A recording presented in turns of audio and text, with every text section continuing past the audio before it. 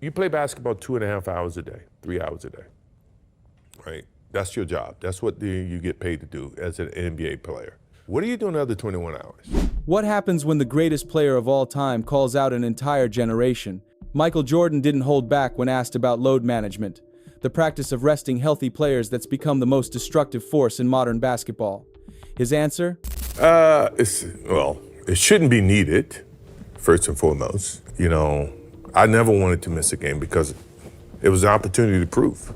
This is the story of how the NBA went from Iron Men playing through pain to millionaires sitting out because they don't feel like it, and why Michael Jordan thinks it's killing the game he helped build. Let's start with some numbers that'll blow your mind. In the period from 1990 to 2000, a grand total of 58 players played all 82 games in a single season. 58 players. That number is simply absurd when you compare it to today. Looking at the data, every single year with the most players completing full seasons came from the 80s, 90s, or 2000s. That right there is not a coincidence. Now, let's do the inverse and look at the least amount of players in a single season who played every game. First up, the fewest all time, 2022. Next up, 2023, 2025, 2024, and then 3 years from the late 2010s. That right there tells you everything. Load management at its worst came in the 2020s. It's happening right now. But where it started was the mid to late 2010s Kawhi Leonard, LeBron James, Joel Embiid era. This rest stuff just drives me crazy. You're playing basketball for a living, okay? I understand if you're working in a coal mine that you may need a rest day after it. You're playing basketball. Michael Jordan's rookie season perfectly exemplifies what the old standard looked like. That year, he played every single game, 82 of 82. He was one of 40 players to do so. His minutes per game, 38.3, which ranked fourth in the entire league. Total minutes played ranked third, behind only Buck Williams and Larry Bird. From day one, Michael Jordan was an Iron Man in the NBA. And like I've said, playing every game back then was 10 times harder than doing it in this era with first-class flights, better medical staffs, better training, better everything. Jordan played all 82 games in 9 different seasons throughout his career, including one when he was 39 years old. He appeared in 80-plus games in 11 total seasons. During Chicago's second three-peat from 1,995 to 1,998, Jordan played every single game at ages 32, 33, and 34, totaling 295 games, including playoffs over 3 years. I competed hard. I played the game the way it was supposed to be played. I played injured, and I played with a lot of pride. But Jordan's most revealing moment about his mentality came when recounting his second season, when he was dealing with a broken foot. Chicago management didn't want him to play anymore, but Jordan put his foot down literally and figuratively. We come to practice, he's on one leg. Like he was hurt the second year, he was on one leg the whole year and played 82 games. Wow. And so he practiced every day and he played every game on one leg. And so you're like, man, MJ, why don't you just sit out? How can I be the leader of the team and sit out and y'all going through all the credit? I gotta be there. Even as a rookie, Jordan refused to sit. After twisting his ankle in a game, veteran teammate David Greenwood told him to come sit and rest. Jordan's response? I said, no, man, I'm trying to make a name for myself. There's no way I can sit. I need to get out there and show what I'm capable of. I want to play. I want to win. I want to make an impact. One of the lost arts for a lot of NBA superstars nowadays is respecting the fans and respecting the game. It was something that I felt like, the fans are there to watch me play. I want to impress that guy. Jordan understood this better than anyone.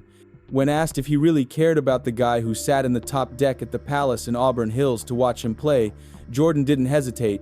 Yeah, because I know he's probably yelling at me, and I want to shut him up. He's calling me all kinds of names. I definitely want to shut him up. Right. He elaborated on this philosophy. You have a duty that if they're wanting to see you, and as an entertainer, I want to show, right? So if the guys are coming to watch me play, I don't want to miss that opportunity. Now, physically, if I can't do it, then I can't do it. But physically, if I can do it, and I just don't feel like doing it, that's a whole different lens. That mentality defined an entire era. When Jordan was the face of the NBA, the ambassador of basketball, people were playing every single game more often than ever. In his era, the tone was set from the top. You play, you compete, you show up. Now, compare that to LeBron James, the face of the NBA, in the 2010s and 2020s. LeBron has only played all 82 games once in his entire 22-year career. Once. That compared to guys like Bird, Kobe, Duncan, even Allen Iverson, is pretty pathetic. And when you're the face of the NBA, you face much more scrutiny and pressure to perform every single night. More importantly, you set the tone for the entire league. When LeBron James rests games and sits out, you might say, not a big deal, only 1 game here, 2 games here, missed a week there.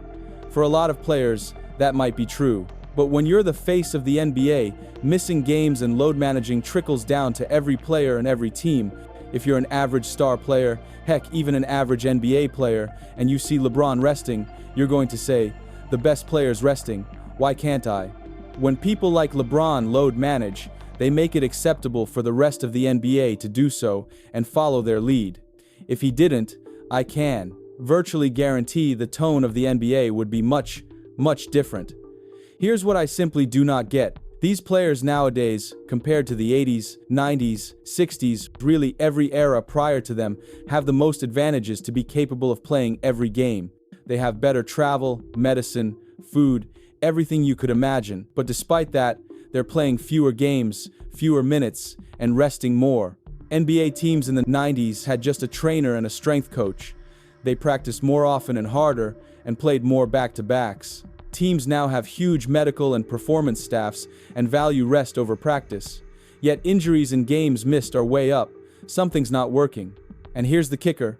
An NBA study found no correlation between load management and reduced injury risk. None. The practice that's supposedly protecting players isn't actually preventing injuries at all. We can't have a guy making $95 million saying, I can't play basketball 4 days a week. And actually, in fairness, most teams play 3 games a week, but let's say hypothetically you play 4 games. You can't ask fans to pay that money for a guy making $95 million won't play back-to-back games. Michael Jordan identified the root cause of this shift in a conversation about modern players, getting massive contracts before proving themselves. Now, when we fought,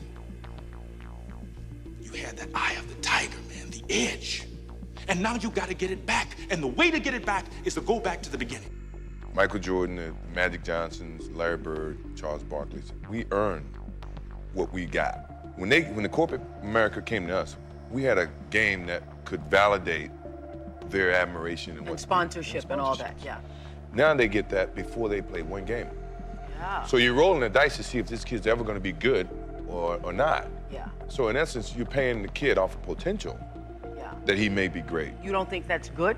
No, because I think it sets bad work ethic. When you get something so easily, you're not going to work as hard. To make a very quick comparison, look at Rocky III. At this point, Rocky was a champion on top. He was living large, and what happened? He got soft, took his foot off the gas, and got beat down by Clubber Lang. And it wasn't until he basically lost everything and had Apollo motivating him that he once again got the eye of the tiger and would compete at the highest level. Rocky III in a nutshell is the NBA's problem right now with load management. Look at someone like Ben Simmons. Once this guy got paid, he checked out. He was done. Adios. I made my money. Don't care about basketball. Ben Simmons is the absolute worst example of a star NBA player. A lot of guys aren't that bad, but their overall mindset is still there. You know, I might play bad, I might not play at all. At the end of the day, I still have my money. My big-time problem with load management is this. If guys in the 70s, 80s, and 2000s could play every single game more often, why are you in a quote-unquote better, more evolved era not also doing that? The answer might actually be pretty simple. Like I said earlier, nowadays players have it easier than ever, and that right there might be the problem. For a lot of newer NBA fans who started watching in the 2020s, they think load management is part of the game, built into the game, and should be accepted. I reject it wholesale. It should not be accepted. It should be rejected emphatically by everyone. Even for me, I love the NBA game, but then I turn on to a game, right? And then the stars are not playing because of management. It's hurting the game. You can look at past superstar players, guys who built the NBA. They played as often as possible. They played through injuries and still routinely played every single game. Yes, injuries happened. Guys sat out because they were actually hurt. But very, very rarely did guys tank games on purpose and load manage prior to the 2010s. And look at the data, it backs it up completely. Star players missed an average of 10.6 games per season compared to 23.9 games in the 2020s, more than double. When it comes to someone like Jordan, as the face of the NBA, his mentality and attitude and appreciation for the fans defined what they brought to the game. It wasn't just about skill, talent, or ability. Why Michael Jordan is so important, why he resonates, is his mindset. What do you think of when you hear the term load management thrown around? It shouldn't be needed, first and foremost. You know, I never wanted to miss a game because it was an opportunity to prove. It was something that I felt like, you know, the fans are there to watch me play. I want to impress that guy. But you have to really play hard. Does that hurt you physically? No, because when I play hard all the time. You know, there's no turn it on here, turn it off here. It's just 110% at all times. It might not be in the team's best interest, in your best interest, to play all 82. Is that something you thought about at all since you made the goal? That's a goal, but we'll see. That right there is the difference in mentality between eras. When someone says past players, past stars were simply built different, honestly, it might be true. Looking at that list, 7 separate times in the 80s, 90s, and 2000s we had 50-plus players play every single game. In the 2020s, we can barely get 5. What is it, load management? Yeah, right. Like, can you imagine somebody telling me, we gonna rest you tonight? What do you mean rest me? It's a game. Or you coming into the season and going like this, I got 82 games, count on me missing 20. No. The most revealing moment came when Jordan recounted playoffs. He had missed 64 games that season with a broken foot. Chicago management didn't want him to play anymore, but Jordan demanded to return. They agreed but wanted to limit his minutes. However, with 30 seconds to go in a game against Indiana and the outcome on the line, management tried to keep him on the bench.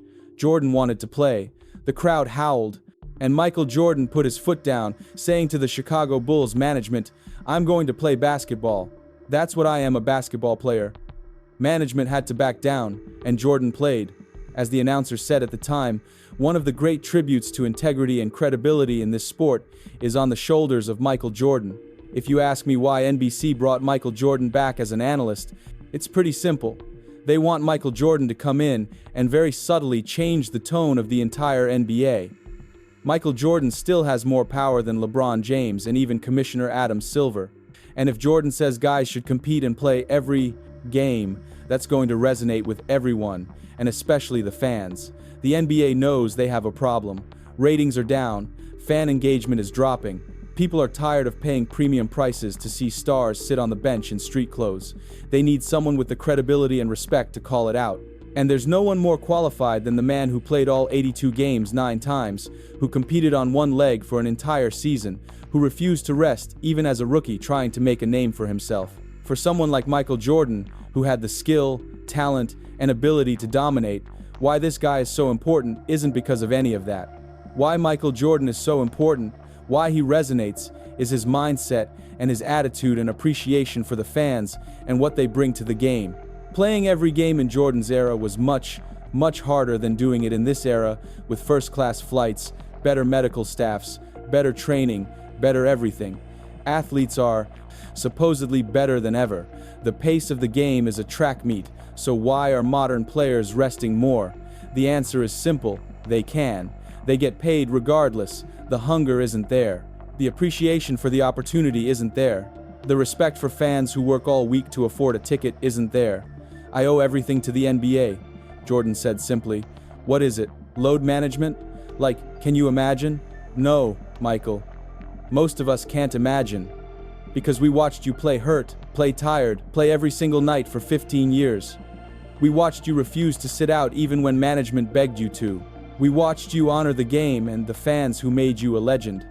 Load management is the most destructive force in modern basketball. It's making the game unwatchable for casual fans. disrespectful to diehards who pay their hard-earned money, and it's creating a generation of soft players who value comfort over competition. And if anyone can change that culture, it's the man who proved night after night, season after season, that greatness requires showing up every single time.